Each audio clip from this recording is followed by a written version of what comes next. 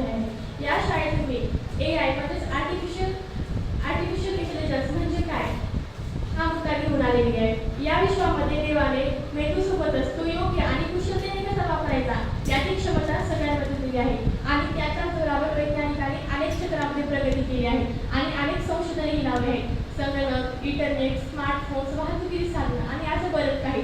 यापैकीच एक आविष्कार म्हणजे AI आर्टिफिशियल इंटेलिजन्स। याचा मराठीत अर्थ होतो कृत्रिम बुद्धिमत्ता।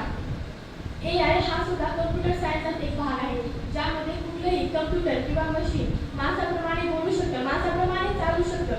इतकंच नाही तर माणसाप्रमाणे प्रिडिक्शन